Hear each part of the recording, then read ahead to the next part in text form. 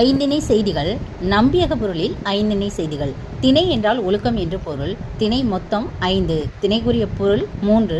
முதற்பொருள், கருப்பொருள், உரிப்பொருள். முதற்பொருள் நம்ம பார்க்க போகிறது நிலமும் பொழுதும் முதற்பொருள் ஆகும். நிலம் 5 வகைப்படும்.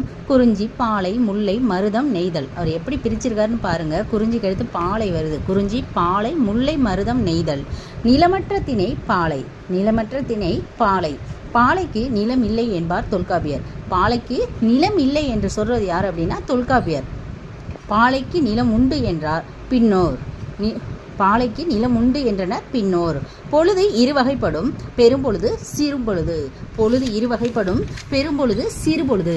பெரும்பொழுது என்பது ஆண்டின் கூறு. அதாவது பெரும்பொழுது என்பது ஆண்டின் கூறு, அதாவது பருவங்கள். பெரும்பொழுது 6 வகைப்படும். கார்காலம், ஆவணி, புரட்டாசி. கூதிர்காலம், ஐப்பசி, கார்த்திகை. முன்பனி காலம் மார்கழி, தை. பின்பனி காலம் மாசி, பங்குனி. இளவேனில் காலம் சித்திரை, வைகாசி. முதுவேனில் காலம் ஆனி, ஆடி.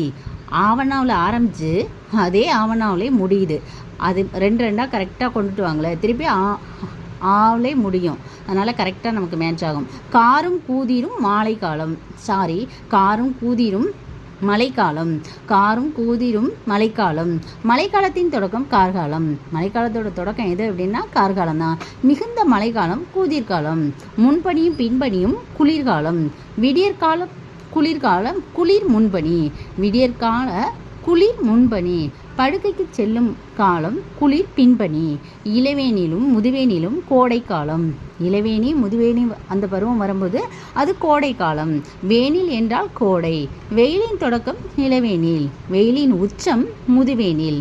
சிறுபொழுது என்பது நாளின் கூறு. அதாவது சிறுபொழுது அப்படிங்கிறது ஒரு நாளோட கூறு. அதே பெரும்பொழுது என்பது ஆண்டின் கூறு. சிறுபொழுது என்பது நாளின் கூறு. சிறுபொழுது 6 வகைப்படும். 5 என்பாரும் உண்டு. காலை அப்படிங்கிற காலை பொழுது, காலைனா 6 to 10. நண்பகல் அப்படிங்கும்போது 10 to 2 மணி வரைக்கும்.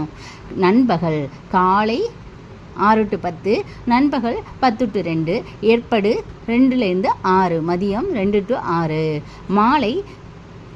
மாலை 6 to 10 மணி வரைக்கும். யாமம் அப்படின்னா இரவு 10 to 2.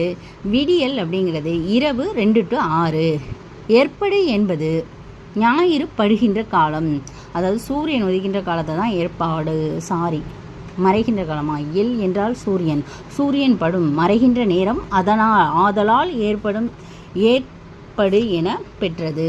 சூரியன் படும் நேரம், ஆதலால் மறைகின்ற நேரத்தை தான் ஏற்படு அப்படின்னு சொல்லுவாங்க.